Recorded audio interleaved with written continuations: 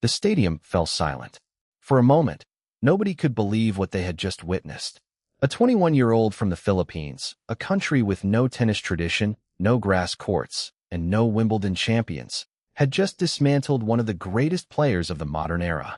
On the biggest stage of her career, against a four-time Grand Slam champion who had never lost on hard courts in a semifinal, Eala didn't just compete. She dominated. She destroyed. She announced to the world that a new force had arrived. The scoreboard read 6-4, 6-2. The time was 1 hour and 16 minutes. And when the final point landed, the Filipina sensation dropped to her knees, tears streaming down her face, knowing she had just done something no Filipino player had ever done before. She had reached her first WTA 500 final. She had beaten a former world number one, and she had cemented her status as the greatest Filipino tennis player in history. But this wasn't just about the win. It was about what the win represented. It was about every sacrifice, every early morning, every tear, every moment of doubt.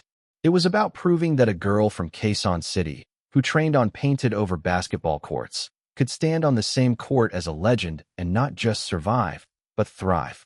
Strap in, because this is the story of how Eala made history. This is the story of how she silenced the doubters.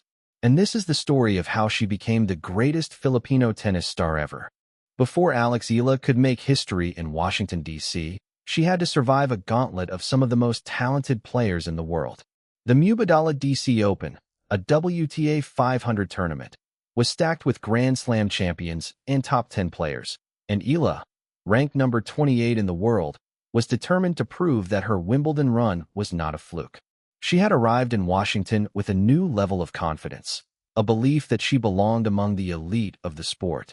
And from the very first match, she showed the world exactly what she was made of. Her path to the semifinals was a testament to her growth as a player. In the quarterfinals, she faced Leylah Fernandez, the defending champion who had won the tournament the previous year. Eala had lost to Fernandez in their only previous meeting in Stuttgart, and the Canadian was hungry to defend her title. But Eala was a different player now. She had matured, she had learned, and she was ready. She avenged her loss with a composed and clinical performance, dispatching Fernandez to advance to the semifinals. But the real test was yet to come. Standing between her and a place in the final was Elena Svitolina, the world number 10 and a three-time Grand Slam semifinalist. The match against Svitolina was a statement of intent. Eala had beaten the Ukrainian in the Berlin Open quarterfinals just weeks earlier, but Svitolina was determined to prove that result was a fluke. For 1 hour and 34 minutes, the two players traded blows, but Eala refused to yield.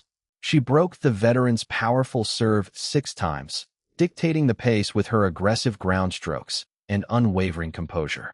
When she closed out the match 6-3, 6-4, she had secured her 6th win over a top 10 opponent that season. But the celebration was short-lived. The semifinals awaited, and the opponent was Naomi Osaka, the former world number 1 and 4-time Grand Slam champion. Naomi Osaka was supposed to be the favorite, the 3rd seed, the former world number 1, the 4-time Grand Slam champion who had won all her major titles on hard courts.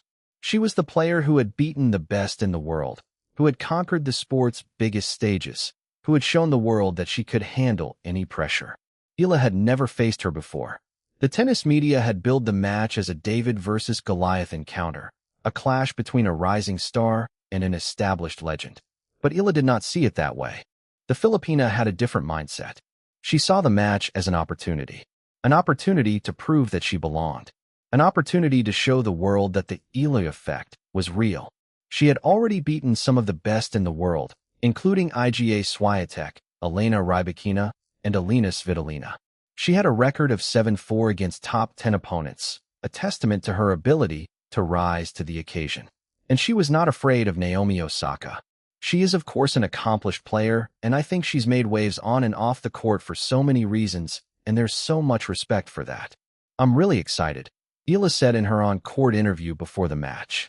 The word excited was a clue. Eala was not intimidated. She was ready.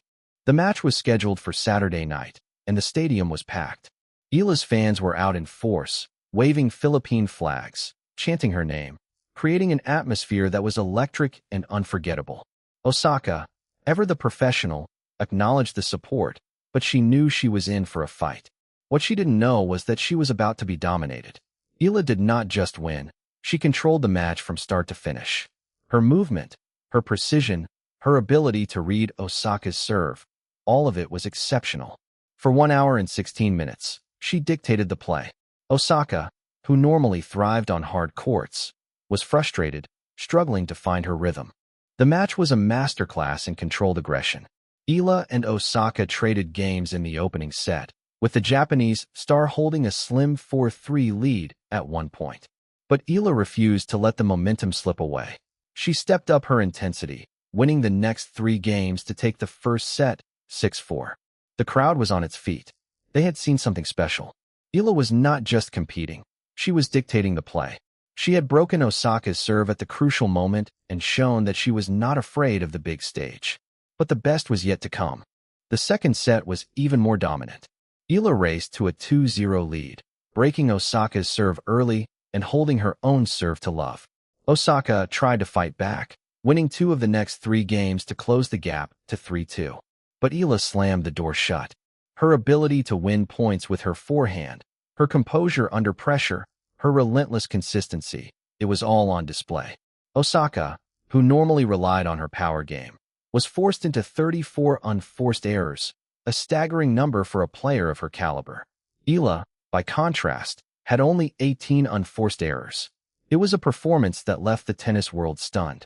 Eala's aggression was relentless. She took Osaka's biggest weapon, her serve, and neutralized it. The Japanese star had 5 aces, but she also had countless double faults and service errors. Eala's ability to return serve with depth and precision forced Osaka to play from uncomfortable positions, and when the Filipina got the chance, she attacked without hesitation. The final point was a microcosm of the match. Eala raced to a 40-0 lead while serving for the match, and despite Osaka threatening to force deuce, she closed it out with an aggressive forehand. The scoreboard read 6-4, 6-2. The match was over, and history had been made. When the final point landed, Eala dropped to her knees. Tears streamed down her face. The weight of the moment, the years of sacrifice, the pressure of representing a nation of 110 million people, it all came flooding out. She had done it. She had reached her first WTA 500 final. She had beaten a former world number 1. She had proven to the world that she was not just a flash in the pan, but a genuine contender. The cameras captured her emotion, and the moment was shared around the world. In her post-match interview, Eala struggled to find the words. "Super happy. I think I played really well and such a meaningful match against a great player," she said, her voice trembling with emotion. The words were simple, but their meaning was profound. This was not just another win. It was a statement, a declaration that the Eala effect was real, that the Filipina sensation had arrived, that she was not just a giant killer, but a champion in the making. The tennis media, which had been buzzing with speculation about her potential, was now unanimously praising her performance. Eala stuns Naomi Osaka to reach DC Open final, read the headlines. It was a moment of validation, a recognition that Eala's talent was not a fluke but a sign of things to come. But the celebration was not just about the win. It was about what the win represented. It was about the sacrifices that Eala had made, the hours of training, the early mornings, the tears, the moments of doubt. It was about her grandfather, who had been her first coach and who had instilled in her a love for the game. It was about her mother, a former SEA Games bronze medalist, who had supported her every step of the way. It was about her family, who had been her rock, her foundation, her everything. As Eala walked off the court, the crowd was still on its feet, cheering her name. They had just witnessed history, and they knew it. Eala's victory over Naomi Osaka was not an isolated incident. It was the latest in a string of stunning upsets that had defined her career. She had burst onto the scene at the 2025 Miami Open, where she had defeated 3 Grand Slam champions, including Iga Swiatek, on her way to the semifinals. She had followed that up with victories over Elena Rybakina, the 2022 Wimbledon champion, and Alina Svitolina, a former world number 3. She had earned a reputation as a giant killer, a player who could compete with the best in the world. The numbers were staggering. Eala had a career record of 7-4 against top 10 opponents. She had beaten the defending champion at Wimbledon, dismantled the 2022 Wimbledon champion in Berlin, and now dominated Naomi Osaka in Washington. The Eala effect was real. She was not just a talented player. She was a proven competitor, a player who could rise to the occasion when it mattered most. And as her victory over Osaka showed, she was only getting better. But Eala's legacy extends far beyond her wins. She is the first Filipino to reach the round of 16 at a Grand Slam, the first to win a Grand Slam junior singles title, and the highest-ranked Filipino tennis player in history at world number 28. She has inspired a generation of young athletes in the Philippines and united a nation with her determination and grace. You have brought so much pride to the Philippines, to the Filipinos, and not only because of your success, but also because of the grace with which you handled that success, President Ferdinand Marcos Jr. said after her Wimbledon run. You show the greatest, best qualities of Filipinos. So you remind us why we are a great race. Eala's victory over Naomi Osaka was more than just a match. It was a moment of connection between a player and a nation. It was a reminder that the Eala effect was not just about tennis, but about the pride and passion of a people who had been waiting for a hero. Eala's journey, from the hard courts of Quezon City to the biggest stages in the world, is a story that resonates with millions, a story that reminds us all that with hard work, determination, and an unwavering belief in oneself, anything is possible. I am a firm believer that where you come from is a big part of who you are, Eala said after the match. I carry the flag with me wherever I go. I do my best to represent the best of our country on and off the court because I'm really proud, and it comes from a genuine place of love. The words were a powerful reminder that Eala's success was not just about her, but about the people who had supported her, the family who had sacrificed for her, and the nation that had believed in her. The future is bright for Eala. She is still young, still learning, still improving. She has already achieved more than most players achieve in a lifetime, and she is only 21 years old. Her Wimbledon run, her victories over top 10 opponents, and her dominance over Naomi Osaka are all signs that the best is yet to come. As she prepares for the final against Jessica Pegula, she carries with her the hopes and dreams of a nation. And as she herself said, I promise that I will continue to represent the Philippines in the best way that I possibly can. The dream belongs to Eala, and with every victory she earns, it also belongs to the millions who dared to dream with her. The final whistle had blown. The match was over. But Eala's journey was just beginning. She had just done something no Filipino player had ever done before. She had reached a WTA 500 final. She had beaten a former world number 1. She had shown the world that she belonged among the elite. But more importantly, she had proven that the Eala effect was real, that she was not just a talented player, but a symbol of hope and inspiration. I don't know how to describe it, she had said after her Wimbledon victory. Those words now applied to her entire career. A journey that had started with a grandfather's guidance, a mother's sacrifice, and a family's unwavering support had led to this moment. And the world was watching. Eala's victory was a victory for the Philippines, for the millions who believed in her, and for all those who dared to dream. The true measure of Eala is not in the trophies she will win, the records she will break, or the goals she will achieve. It is in the millions of lives she will touch. The children who will grow up watching her, dreaming of becoming like her. The fans who will see in her a reflection of their own struggles and triumphs. The nation that will rally behind her, united by a shared dream.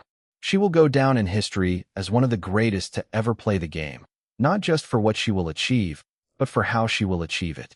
With passion, with determination, and with an unwavering belief in herself. The final whistle blew, and Eala walked off the court a champion. But the dream belongs to Eala, and with every victory she earns, it also belongs to the millions who dared to dream with her.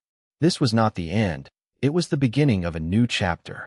A chapter of reflection, of gratitude, of peace. She had given everything, and she left with a clear conscience.